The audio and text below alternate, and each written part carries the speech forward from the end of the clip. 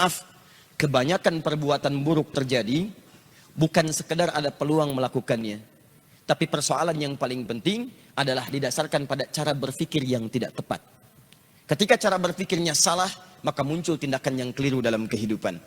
Orang-orang yang korupsi berpikir dengan korupsi itu bisa mendatangkan harta lebih banyak. Karena berpikirnya keliru. Karena dengan cara yang baik pun rizki akan datang. Jadi kalau Anda bisa meraih rizki dengan cara yang baik, kenapa Anda memilih yang haram? Karena rizki itu sudah diatur, nggak akan tertukar. Putri ada yang tertukar, putri yang tertukar sampai jadi sinetron. Menteri ada yang ditukar, tapi rizki nggak akan tertukar. Rizki Anda mustahil tertukar dengan orang lain, mustahil itu. Rizki kita itu sudah diatur. Yang belum teratur adalah surga kita semua. Jadi kalau Anda mencari rizki dengan cara yang halal, dia akan datang dan jumlahnya tidak akan berkurang. Demi Allah saya katakan, rizki tidak akan berkurang. Sifatnya diberikan sesuai dengan pas kebutuhan kita, sesuai dengan maslahat kehidupan kita. Misal, si fulan rizkinya 1 miliar, yang satu 1 triliun. Lihat sini, baik yang ini ataupun yang ini, ketika Allah berikan, itu bukan ingin menunjukkan si fulan sedikit, yang lain banyak, bukan.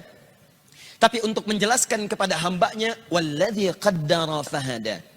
Allah yang telah menetapkan semua ukuran kehidupan, yang dengan itu memberi petunjuk kepada hambanya, itu yang paling maslahat yang bisa ia gunakan. Yang ini diberikan 1 miliar, karena dengan satu bekal 1 miliar ini, itulah peluang dia lebih dekat kepada Allah subhanahu wa ta'ala. Karena dia diberikan kelebihan yang lain untuk mendekat kepada Allah, lebih dibandingkan dengan harta benda.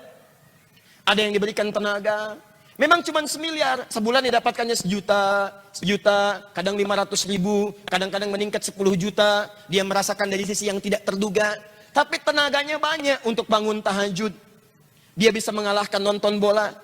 Dia bisa mengalahkan hal-hal yang lain. Dia hindari begadang, dipakai tahajud. Orang datang ke masjid saat adzan, ternyata yang adzan dia. Yang ini beda. Tenaganya belum terarah untuk bisa memaksimalkan tahajud. Puasanya belum konsisten. Azan belum mampu dilakukan, maka Allah berikan peluang untuk menyusul amalan yang lainnya dengan pendekatan harta benda. Diberikanlah kemudian kelebihan dibandingkan dengan yang ini dari sisi harta materinya. Apa motivasinya? Bukan untuk menegaskan status sebagai orang kaya. Kalla. Bukan itu maksudnya.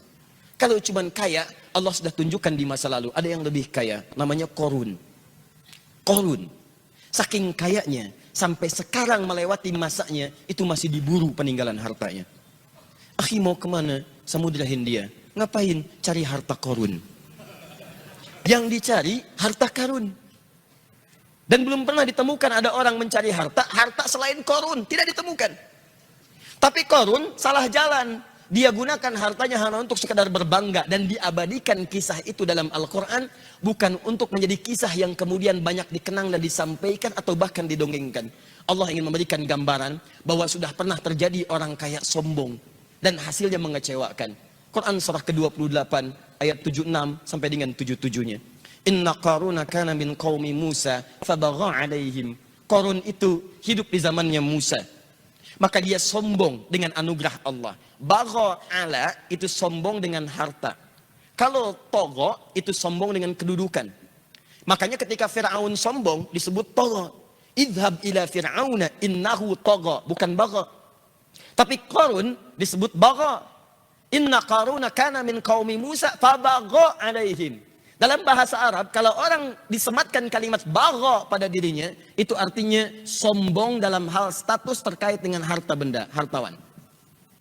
Kalau tagha, itu sombong dengan kedudukan. Alhamdulillah. Uniknya, dua-duanya hidup di masa yang sama. Penguasa zalim berpartner dengan pengusaha gelap. Jadi. Dan hikmahnya selalu begitu. Oh, tapi yang paling menarik, dia sombong. Apa yang disombongkan? Wa inna mafatihahu latanu bil usbah. Sungguh kunci-kunci brankasnya saja. Brankas dia punya gudang. Antum sekarang brankas paling segini, brankas dia gudang. Kuncinya saja itu dipikul oleh bodyguardnya, betapa sulit dan beratnya. Jadi kalau dia jalan kemana-mana, yang dibawa itu cuma kunci brankasnya. Di belakang ada bodyguard. Ngangkat. Dan dia tunjukkan pada orang, ini saya nih. Ini kunci brankas saya.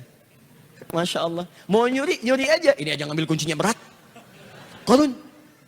Jalan. seperti itu. Saya tanya pada Anda ya, kalau Anda punya brankas satu, kuncinya akan Anda publikasikan atau Anda sembunyikan? Saya belum pernah temukan ada orang beli brankas satu, kemudian dia kuncinya dipublish. Ceklik, kunci brankas saya. Cari masalah. Cari masalah. Jadi kalau Anda belum pernah sekaya Korun, nggak usah ikutan sombong. Tidak usah ikutan sombong. Anda telat